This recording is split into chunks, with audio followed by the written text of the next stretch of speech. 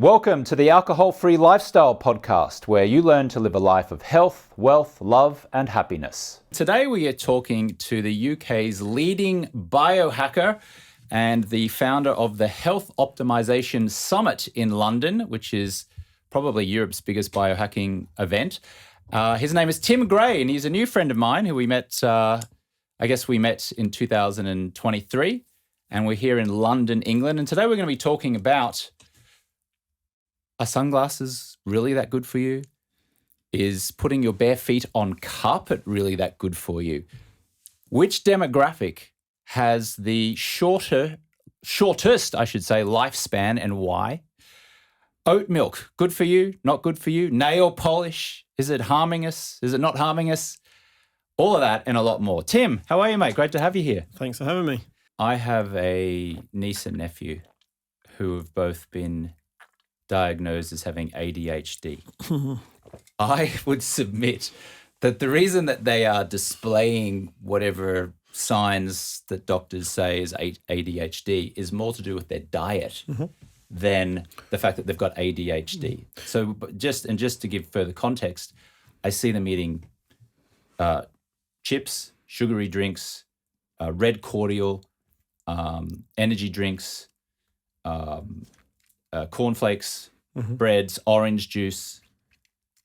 Why are all these foods that I just explained bad for you, and how could that lead to what doctors would say are the symptoms of ADHD? So there's 2 points on this: is nutrition or food, diet, whatever, is one thing that's linked to ADHD for sure. And the second is the use of devices and constant stimulation from all angles. For instance, before we had the iPhone or laptop or whatever, we'd be on a bus or in a car or somewhere or other, and we'd be thinking. We'd be looking out the window. We'd be playing I Spy if we were in the family car, We wouldn't be having a 5-second gap, default to Instagram or default to chatting to one of 50 people on WhatsApp. So we're always looking for the next bit of stimulus. And as a result, dopamine spikes, which then exhausts our system. That makes us keep on hunting for more and more stuff. Therefore, we have less attention. And actually, I noticed on my phone usage, at one point I was using my phone 7 hours a day. And I couldn't focus. I couldn't concentrate. I had to force myself to meditate every day. It was really tough. I couldn't even lie still for 5 minutes. It was just ridiculous. And the more I've tapered down my use and the more conscious I am with using it, the more my attention has been on track. When I'm with people, my focus is there. It's not anywhere else. My phone doesn't get picked up if I'm at the dinner table. There's multiple things I set in place. So I think, kids these days are using devices more than, especially we did at our age, like we didn't have mobile phones until we were probably 16 or 18, in those days.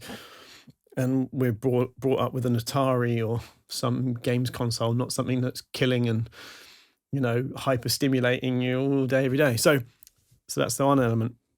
But to go back to the food one, I actually recorded a podcast with Dr. Daniel Amen, and he has scanned over 250,000 brains with SPECT to see brain health. And, we're not just talking, how it's operating, it's the unit itself and how the brain health is. And one of the things that he noticed on these scans is that people that ate processed food had the worst brain health. So what we're saying is when there's lots of influencers or industry saying, actually, no, processed food is fine, we fortify it with whatever, that's bullshit. Over 250,000 scans, you can see the brain health from people that eat processed foods. It's proven. That's not small data. That's far bigger than most studies that are double blind, even at 50, 200 participants or whatever. And when you look at one of the leading issues that kids have these days, ADHD. But when you see kids that are on a nutritious, natural, plant-based and meat-inclusive diet with fish and healthy oils and some good dairy, not the traditional dairy, their brain health is fantastic. In fact, Daniel actually recently released a book exactly on this with children's mental health issues and brain health around this. So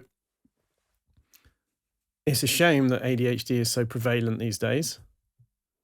It's also a shame that there's so much processed food everywhere, but really it comes from education to parents, such as, for instance, when I have kids, hopefully, I know that they will see plants and meat as superfood, as literally to be a Superman, and the processed stuff as weak crap that doesn't have any nutrition. And that starts with me. Luckily, unfortunately, my parents didn't give me quite the same advice, but it is what it is. Yeah. But we can do better. When we know better, we can do better. I mean, I just feel so good when I have a breakfast with chicken, eggs, avocado, healthy fats. When I have a traditional breakfast, say, of cereal, a glass of orange juice, toast, I crash. I mean, I just get so lethargic. I'm foggy, I'm distracted, I'm irritable. And probably an hour after I've eaten that food, I'm now craving more sugary food. Why is that? Like, why is that happening? It's actually very easy. I mean, if you track your blood glucose, which I often do, with a constant glucose monitor, which connects to your phone, you get to see over a period of time of what works for you and what doesn't. And if you have high carb, so it could be, cornflakes or anything sugary, whatever, you'll see that your blood sugar spikes very quickly, and it's good to have a good response. It comes up, your body then releases insulin, which then puts, let's say, sugar into the cell, which then stores it, so to bring down your sugar levels in the blood, right? So every time you eat something, you spike and then crash. But the thing is, because so much insulin goes in, you actually go below your baseline of your normal blood sugar level, which then gives you a crash, which is why after a Sunday roast or whatever, you have a crash afterwards, and then you recuperate and you're okay again as your blood sugar comes back up again. What happens is people are yo-yoing all day, every day like this. Now, a spike is no problem, especially if you're a bodybuilder and you're working out, you eat carbs and protein after a workout. This helps spike your blood glucose, which then supports your muscle repair, because of the benefits to the mitochondria from having easy energy. The thing is when you're having it constantly throughout the day, your body is storing it, which then converts to fat. So it's not optimal. What it is good is to actually have a more stable blood sugar with spikes, depending on when your workout are and what your goals are, but to keep it stable as possible, and higher fat and higher protein. Well, fat doesn't spike your blood glucose, obviously. Protein does a bit because it's slower, breaks down into sugars. But having higher fat and higher protein and lower carbs, but not no carbs, is ideal, especially for me. And I find that the more carbs I actually add in personally, actually the more weight I lose, because my body needs carbs as its primary source of energy. Some people I know that need fat more. And it's very, very interesting. Obviously, I've seen this on VO2 max testing to see what my body needs at maximum peak output, and it is, pretty much solely glucose. So if I don't eat enough carbs, and when I say carbs, brown rice or white rice, white potatoes, sweet potatoes, these things, not carbs as in cakes and pastries and pasta. Yeah. But as a result, my body operates more efficiently. So to go back to the point of blood sugar spikes is, you want to keep it a nice, smooth blood sugar with occasional spikes, say, after workouts. And if you do have something that's sugary, go for a walk or go and exercise, because then you're using up that instead of storing it. And then you find that you won't have the crash so much as a result. There was a book I read called Get Up by James Levine, and he said that if you go for a gentle 15-minute walk immediately after your last bite of food, that it halves your blood glucose levels, which prevents you from storing unwanted fat and prevents you from feeling tired and having that crash. So every time now that I finish a meal, it's almost like as soon as the last bite goes in my mouth, I'm on the clock. It's like I've got to be up and walking within 5 minutes. So sometimes I'm with friends and they're like, what are you doing? Why are you in such a hurry? I'm like, because I want to get up and walk so I'm not storing unwanted fat and getting this kind of blood glucose spike, which is going to make me crash later on.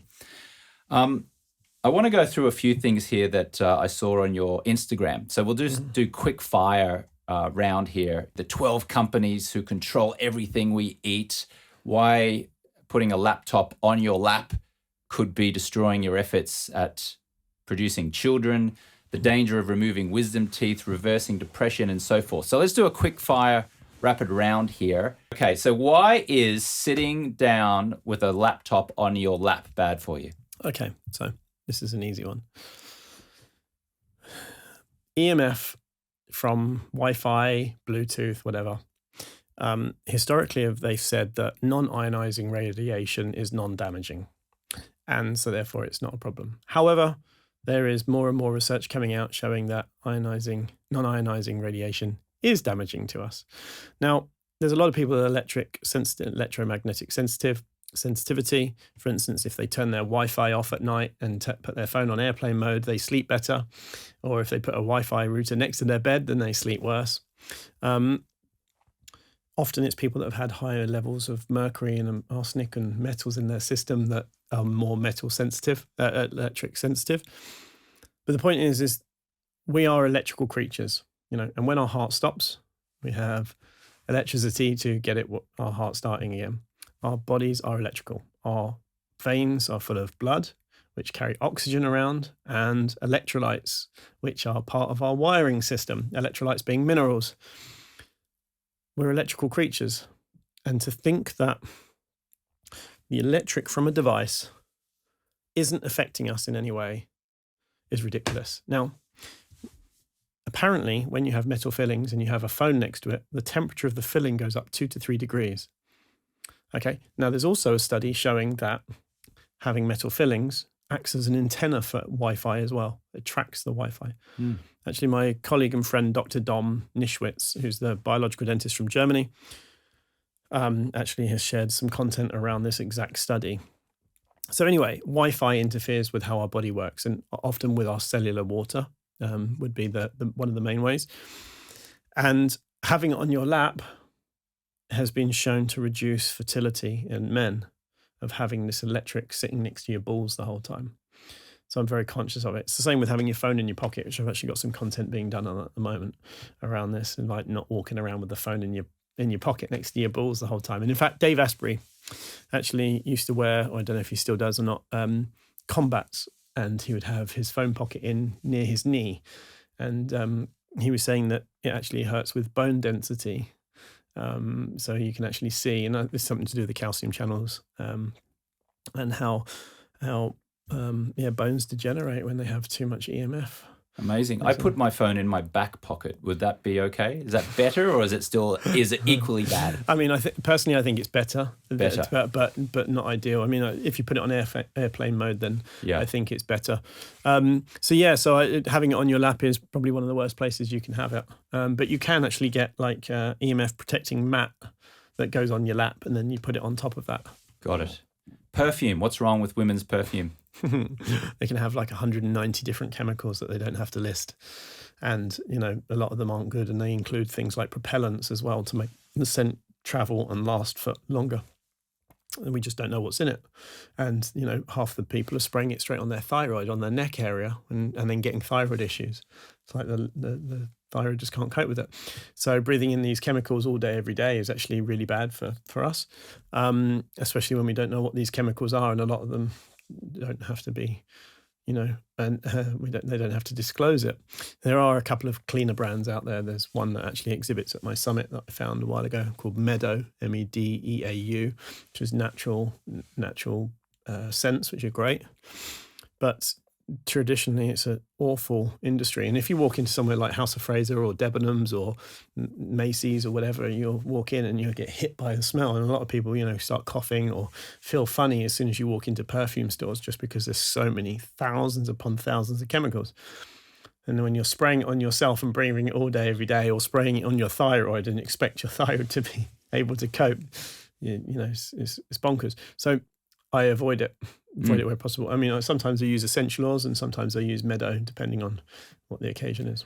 Big shout out to an Australian brand that I'm fond of called Usei, YUSEI.com.au. Friends of mine run that, and it's fragrance free, all natural. KFC chicken. What's wrong with the chicken at Kentucky Fried Chicken or KFC? I always used to think that KFC was the healthy one before I was healthy, thinking it's just chicken. But really, yeah, not only is it deep fried in seed oils, which have been probably used hundreds of times, so it's massive for oxidative stress, really bad for gut health. Also, the fats that we eat or consume help make up our cell membranes, and cell membranes ensure that nutrients get in the cell or toxins get out of the cell. So if you have a dodgy cell membrane made up of dodgy fats, how's your health going to be? Now, it's massively inflammatory, this seed oils. That's the first thing. Second thing is that the chickens, they're really raised inhumanely. And, they are, to be fair to KFC, working on making it better because the publicity for them was pretty bad. But the thing is, it's not healthy chicken. And if you want to be healthy, you want to eat healthy food, healthy animals, healthy plants. You don't want rotting stuff or stuff that isn't healthy. What makes the chicken unhealthy? The way that that it's fed, the way that it's kept in tiny conditions, the way that they're like malformed, like they're not like deformed creatures, some of them, and just really badly looked after or not looked after at all. So the quality of the chicken, the quality of oils, and generally it's just junk food. And if you look at, things like their burgers and things like that, or, all of their ketchups, which is really high in sugars, and it's just basically junk. If you were to have some, just plain chicken breast, why? It's more than enough. If you're going out to the supermarket and you're looking for a humanely raised chicken and a healthy chicken, like chicken breast, what should one look for? I mean, in the UK, the standard is going for organic because it comes with certain assurances when it's an organic chicken, for instance. Better still is going to a farm raised, like a farm or wild raised chicken, which is significantly better, but the cost obviously hikes up quite a lot. So going with organic is a good start. What would you say to people who say, I can't afford organic? I mean, it's a very good point. What do you afford though? Like, what else do you spend your money on? Because when I look at people that say that they can't afford to buy healthy stuff and that, I'm privileged to buy this good stuff. It's like, well, actually, when you look in these people's shopping baskets around the supermarket, you'll see that they're buying bags of crisps worth £5, or, like cakes that are 12 quid, or packet meals that are 15 quid when they could buy the ingredients for half that. So it's like, where are you diverting your money to? And I understand if people don't earn enough, on benefits and things like that, you have to pick wisely, and you should pick some of the best things that are non-organic. Like, for instance, some of the worst are strawberries and blueberries and raspberries, in fact, for pesticide levels. So you want to buy those organic regardless. But obviously buy to your budget, but just do the best you can. The thing is if you're eating processed food, it's almost definitely not organic, and you're going to get all the crap in it anyway. At least if you're buying vegetables and meat and fruits, even if it's not organic, you're significantly going to be in a better place for eating natural foods than processed crap anyway. So I would say start with eating natural, buy organic where you can. And if you say you can't afford it, then I would question, why can't you afford it? I would say you're either going to pay for your health now or you're going to pay for it later. That's the way I always remind myself when I'm making a decision as to whether to buy organic and super healthy or not, based on the cost. I always say, well, I can pay for it now, or I can pay for it with poor health later. So I think I'm going to choose paying for it now. Pay the farmer now or pay big pharma later. Yeah. I like that. I agree. What's wrong with putting our bare feet on carpet? Well, carpet's not so bad. But really what is bad is carpet in general, because it harbors loads of dust and loads of it's generally made from poor chemicals, actually, like polyester and things like that these days. So you basically got a house full of chemicals, and that harbors lots of bacteria and dust mites and blah, blah, blah, blah, blah. So that's the thing with carpets. And also they can get moldy, and which is really bad for health, very, very bad for health, and causes hormone disruption and various other things. But the bigger problem is more if you have hard flooring, such as laminate flooring or tiles, because, you're using floor cleaner, which is some of the strongest chemicals that there are, on the floor, and then you're walking around barefoot absorbing these chemicals in via your feet. And our feet sweat. Our feet sweat a lot, and that's to help us connect with the ground so we get a better connection with the grounds. Because the feet are very porous and sweat quite a lot, walking around on highly toxic chemicals, especially if it's your kids on their hands and feet and then they're putting their hands in their mouth, you're basically giving them cancer-causing chemicals. So what do we do to combat that if we have carpet or we have tiles? There are, carpet, I would say that try and lose it, to be quite honest, but in colder countries, I appreciate it's more important. I would say make sure that it's a good one that's clean, natural, if possible. With regards to the hard flooring, I would say that buy as clean and natural as floor cleaner that you could possibly buy. There's several brands out there. There's one in the UK I like, which is called Green Sense. And also there's EcoMate as well in the UK. Over in the US, is Jessica Alba's company the Honest Company? Are you familiar with it? I'm not familiar with it, no. Yeah, I think they do pretty clean, natural products. Yeah, I might just want to check that to the listener. There's some good laundry detergent brands as well that, that... You know any over in the US? I think it's Molly's Suds or something or other like that over there, actually. But yeah, so, I would say just avoid the nasty cleaners. You can use apple cider vinegar, actually, for floor cleaning, which is fantastic stuff. Apple cider vinegar seems like a bit of a super product, really, because you can drink it in the morning to suppress your appetite, as I understand it. You can put it on warts or something on your skin to try to heal skin conditions. I think you can rinse your mouth out to try to kill germs with it. You can do it to get stains out of carpet. It's pretty damn good, right? Yep, it's amazing stuff. And it's really good for gut bacteria as well and helping your gut flourish. And it's really good for digestion, and it's good for killing off parasites. And it's great for everything. It's cleaning screens, it's cleaning floors. It really is an amazing thing to have, is apple cider vinegar. Apple cider vinegar. On your Instagram page, it said toilet tissue. There was some problems with loo roll, toilet paper, toilet tissue. What's the problem? You really have done your research, haven't you? Problem is that toilet paper is bleached and has quite a few different chemicals in it. And that bleach, you're wiping on a very, very, very sensitive area of your body that is very absorbent. You shouldn't be wiping bleach on that. And there's multiple other chemicals in it, and I can't remember off the top of my head the names of them, but we can put them in the show notes. But basically, it's a very intimate, sensitive area, and we should not be wiping our bits with it. Whoever invented toilet roll was an idiot, to be quite honest. And I think they did the world a disservice, because if you spill something, you don't just use tissue paper to wipe it up, and that's if it's not necessarily something dirty, but this is one of the dirtiest areas. And yet we just use paper to wipe it off. I think, bidets should be more prevalent in the UK, in America, actually. Obviously in the Eastern world, it's much more popular. And I think for pollution-wise alone, with all the bleaching chemicals going into the sewage system, it's just seems crazy. Is there a brand of toilet tissue that you would recommend? Yeah, there's a brand in the UK called Bamboo, and there's another one called Cheeky Panda, and they're actually...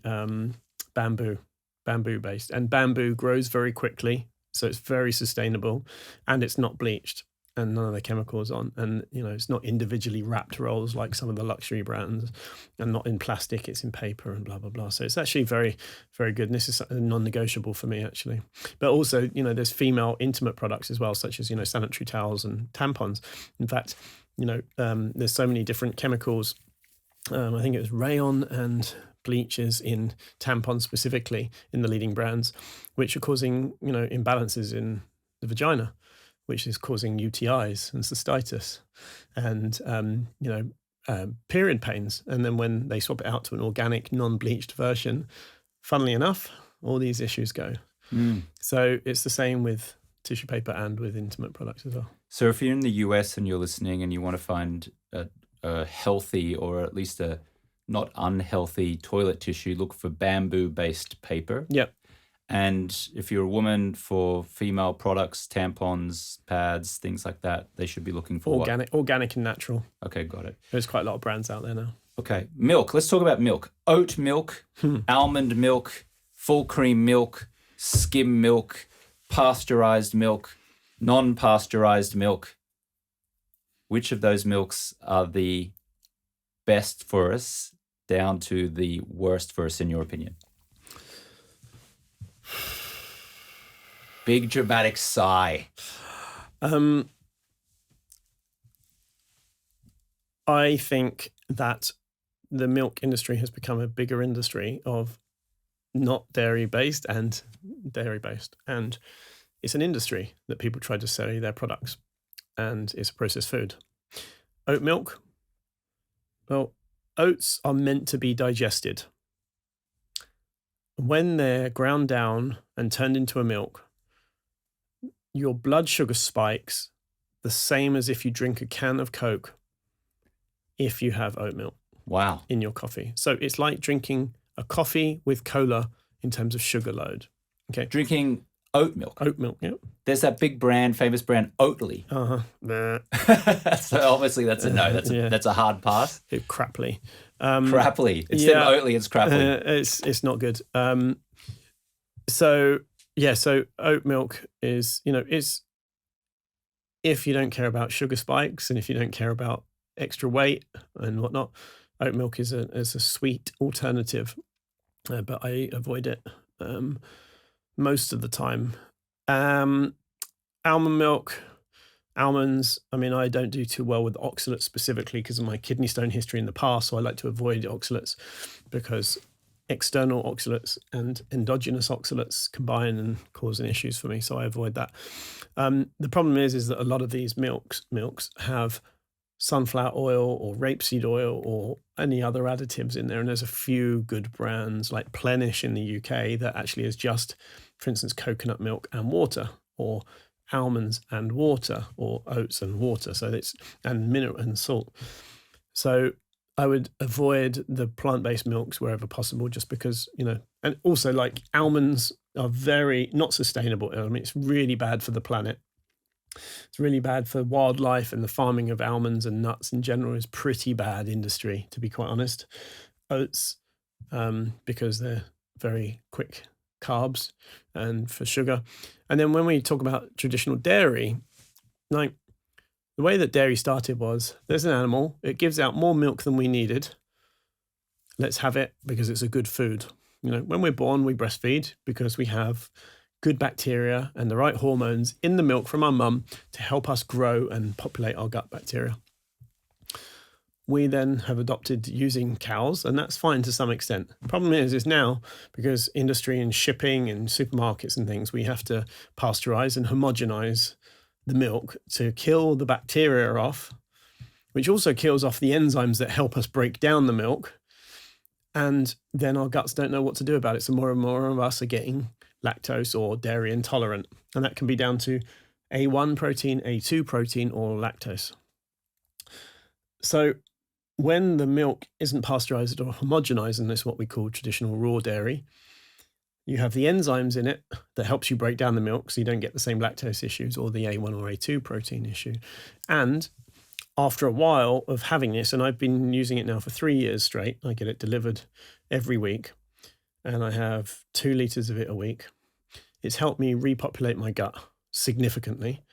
And I can now have traditional dairy from time to time without it affecting me. So it reversed my lactose intolerance and all my dairy issues from having raw milk. So I would say avoid traditional factory farm milk. Also because factory farms pump their cows full of hormones to make them give more milk off and antibiotics to keep them from getting sick. And then you're drinking that in the milk. Whereas if it's a raw, natural milk straight from the farm, where the farm is ethical and clean, then it's a very different thing. One is a processed food of some description, and the other is completely natural. There seems to be some stigma around drinking unpasteurized milk. Mm-hmm. I ordered some unpasteurized milk from a Colombian farm when I was in Medellin, Colombia recently, It was absolutely delicious, I have to say. And I offered it to a couple of friends of mine who were with me at the time, and they were like, "No way, I don't want to catch a virus. Are you kidding me? No way, I'm going to get sick. I'm not touching that." What's that? What's the thought process behind that? I think the statistic is you're 10 times more likely to get food poisoning from chicken than you are from raw milk. Kind of says it all. So are you going to avoid chicken for the rest of your life? I don't think you will. People that say, I don't want to get sick or this, oh, I know someone that got sick from having raw milk. Yeah, I also know someone that's died from parachuting. Doesn't mean that it's a dangerous thing. It's one of the safer sports these days. And like it's the same with raw dairy. It's like you always hold on to the bad examples, and then people are just scared. If they want to avoid it, feel free, avoid it. It's no loss to me. The point is you're ignorant to actually the benefits of the milk and the statistics behind how bad or good they are. Nail polish. What's wrong with nail polish?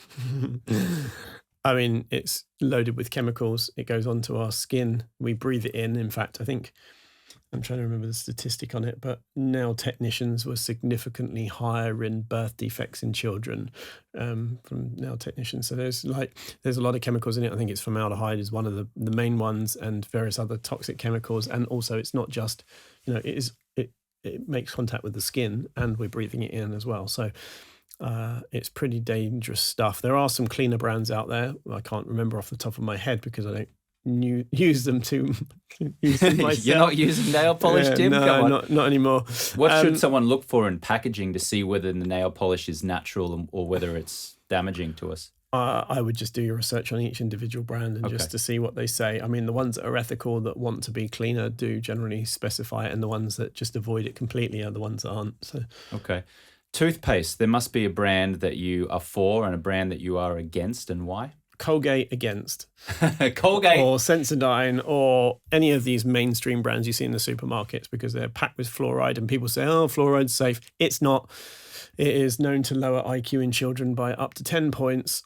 And it's a byproduct of the fertilizer industry, and they needed to know where to put it. So they put it into the water supply and they put it into toothpaste because apparently once upon a time people say it helps with your teeth. Now, it can help with teeth, you're right, but there is a natural alternative called hydroxyapatite, which is actually part of making the teeth structure stronger, and it's natural. And so the brand that I do like is Super Teeth. It's called, you can get it at Get Super Teeth, I think it is, which has hydroxyapatite, prebiotics, probiotics, and helps remineralize your teeth so that if you do have cavities and stuff, you can help reverse them, because that's what hydroxyapatite does.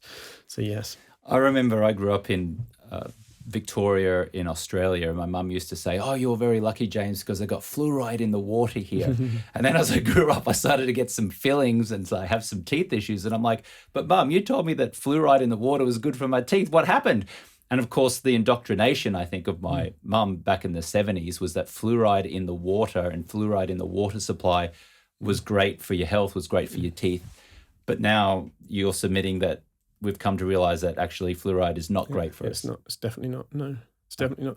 And, it was even in Parliament, about a year and a half ago, talking about the dangers of fluoride in Parliament. And yet, people are still saying, no, it's completely safe. And again, same problem with the dentists. If they've been telling people to use fluoride all these years, and in fact it's been harming them, what's that going to do to the psychology of the dentists? It's not going to be good for them.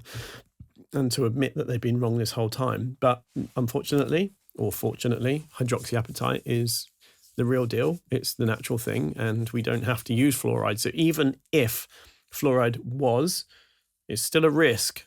So why would you not minimize the risk and go with the healthy alternative? Receipts.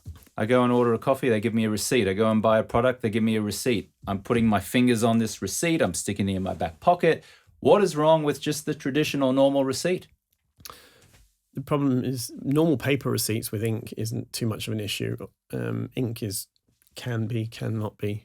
But when it's heat printed till receipts, so it's where it comes through the till and it doesn't use ink, it uses heat to make the receipt, the words go darker. That has BPA in it. So our hands are porous, we're touching it, BPA, obviously the chemical in plastic, which is a hormone disruptor. And we're touching it all day, every day. And then probably putting the fingers in our mouth as well. So we're eating BPA. And then apparently, I think it was one receipt has from touching one receipt has the equivalent to 6 months of drinking from plastic bottles or something Wow, crazy that's like incredible. So what do you do when they offer you a receipt? I leave it on the side, So or pick it up very gently like this and put it into my pocket like this, and like I generally avoid wherever possible. Or nowadays, like you start shopping in Nike and in Selfridges, and like, how do you want your receipt? Like, put your email address in here. Cool, it's emailed. So now I just have it like that. So you'd rather get spammed from them by having your email address than actually touch the physical receipt? For sure. Sunglasses. Why should we not be wearing sunglasses or certain sunglasses? Because everyone thinks, oh, great, sunglasses are going to protect my eyes from the sun. What's the problem with that? Okay. Controversial. Very controversial, because, opticians say that I'm full of shit and there's not enough science. However, there is. It's just where you look and how you determine, how you, unravel it. If you think about this laptop for a second here, and for those of you listening in the podcast, not watching, I'm holding my hand in front of my MacBook Air. It has a retina display and it has a camera on it, which senses the light around the laptop so that it dims the screen when it's nighttime and it brightens it up when it's in sunlight. Mm-hmm. Okay. It adjusts the behavior of the device to the lighting around it. Okay. What do you think our eyes do? When it's a bright day, our pupils go smaller to let less light in. And when it's dark, our pupils go bigger to let more light in. Our body knows how much light and how much UV there is around us at any given moment. Okay. So much so that when there's blue light, as we know, it stops us secreting melatonin. And then when blue light goes, we start secreting melatonin. Our eyes are smart. In fact, our bodies are smart. Now, if it's a sunny day, your eyes say, it's sunny, I need to adjust my defense systems to make sure that my body is prepared for this higher level of UV. So if you put sunglasses on and you tell it it's nighttime, your eyes think it's nighttime, but your skin does not. And you get burnt more easily. And when I heard this, I was like, sounds logical, but it's probably not real. By reducing or removing seed oils from my diet, and by stopping wearing sunglasses, and don't get me wrong, I love sunglasses. I think they are a brilliant fashion accessory. It can make anyone look cool.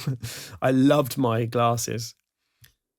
However, when I changed those two things, my sunburn stopped. I no longer burn. Now, I would burn in 5 to 6 minutes when I was sick and I had my gut issues and I'd eat seed oils. Now I can spend as much time in the sun, as much time as I like, up to UV 7.5, without burning. And that's pretty much indefinite. When I was in India, I was very careful, obviously, because I didn't want to be foolish, and you should always respect the sun. Always respect the sun. The other thing is that we evolved in natural light with some clothes on, but not in a fake lit office for 50 weeks of the year, and then 2 weeks in the sun where our body's not prepared for it. So if you have natural light exposure throughout the year, your body's defense systems are good. If you don't wear sunglasses, your body's defense systems are even better, and then you don't get burnt as much. So I'm against sunglasses for those reasons. Now, reading glasses. Now, I've recently been prescribed reading glasses, and I'm working on fixing my eye health. Actually, it's a really interesting speaker at the Health Optimization Summit in a few weeks' time talking about the eye-gut axis, actually. The thing is there's a guy called John Ott, and he wrote a book called Health and Light, or Light and Health, something like this. And he was tasked with growing a pumpkin for Disney for Cinderella or whatever, where you could see it from a seed growing all the way up and then shriveling back down again over years. And it was photographed around the clock for every half an hour for years. Problem is that they found that because the flash was flashing at nighttime to take a photo of this pumpkin, it would interfere with its circadian rhythm, even the plant. So the plant didn't grow properly. And they found that if they put different color glass or perspex over the plants that they were growing, such as corn, it would stop them growing so high, or some of them would grow higher, or some of them would get sick. And then when they put natural light to them, actually it would kill the viruses off and they would actually flourish. From different glass in front of the plant. Now, our eyes get sunlight into them or natural light into them, which helps determine our hormone balance. So if you are cutting out certain wavelengths of light, your body doesn't know truly what the light is, and your hormones can be a bit imbalanced. So it's best to not wear glasses for as much as possible. Obviously, for reading, or close things like this, I have to right now. So yeah, I'm against sunglasses, reading glasses, any of these things for the majority of the time, and get natural light in your eye as much as you possibly can. Yeah, fascinating. All right, so we're heading for home here. It would be remiss of me if we didn't talk about alcohol, given I have a stop drinking business where we help executives and entrepreneurs to have a better relationship with alcohol. I'm not sure if I shared this with you last year, but the University of Washington did a scientific study on our stop drinking process, and it showed a 98% reduction in drinking, which is pretty amazing. Alcohol. What do you know? Tell us what you know about how bad alcohol is for us, and is there any safe consumption? Is complete abstinence the best route? Is it okay to have a drink a day? What do you know? What do you think about alcohol? Once heard a saying, which I'm going to share. Doctor, I want to live forever. Okay. Do you drink? No. Do you smoke? No. Do you eat any crappy foods? No. Do you go skydiving? No. Do you have unprotected sex? No. Why do you want to live forever? So there's an element that, yes, drinking is bad. Alcohol is bad. Okay. It is toxic to our liver. In fact, it's so toxic, it makes us do funny things. This is why we get drunk. Our body just doesn't know how to deal with it. It's very strong on the liver. For instance, we know that alcoholics have, fatty liver and so many different health issues as a result of the liver always struggling to deal with it.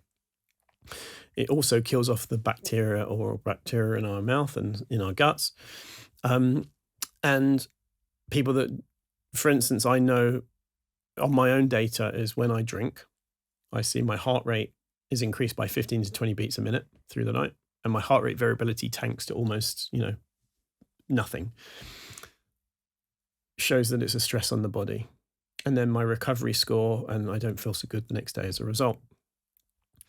There's multiple reasons why not to drink it. Also you can see how water retention is on people and how it ages people, and it really does speed up the aging process. However, drinking from time to time, I don't have a problem with. I may drink once a month, sometimes once in 6 months. Sometimes, for instance, I recently started dating again, and I had 3 dates in a week, and I drank 3 nights, just one drink. But I didn't beat myself up for it. I know that it's not something I want to I don't want to slide into too much. So I think there's an element of enjoying your life. And if enjoying your life is significantly better without alcohol, then don't drink. And if for sometimes you like to let your hair down, then fine.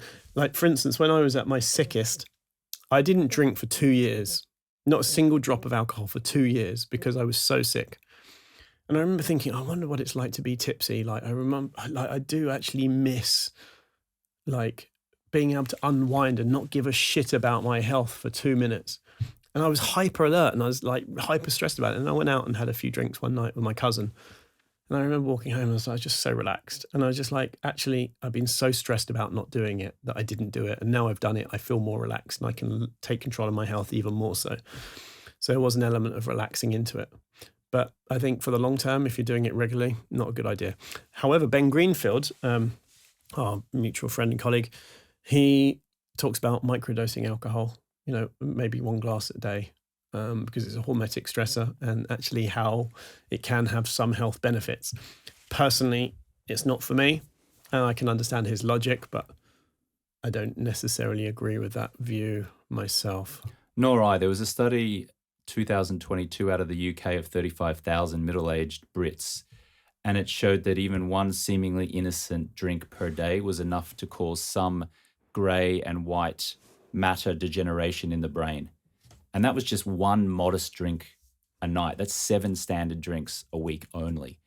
And so I look at that and I go, well, that means that nightly glass of wine, not only is it disrupting your sleep and causing you irritability and fogginess and lethargy the next day, but it's also causing some level of brain degeneration. Now, how much brain degeneration, I'm sure, differs from person to person. But if a scientific study of 35,000 middle-aged adults shows that one drink a night causes some level of brain degeneration, I say that is reason enough to just give it up completely. Yeah, I agree. And if you would like to follow Tim on social media, you can find him on Instagram at Tim Biohacker. Anywhere else you are on social media? Instagram is perfect. Yeah, Instagram, Tim Biohacker. Tim, thank you so much for sharing your guidance and wisdom today. Any final words to our listener about biohacking, general health? No, nothing. Good. I think today has been action-packed with loads of stuff. But follow me on Instagram if you want to know some more details on what to do. Yeah, thanks, Tim. Appreciate it. Thanks for having me.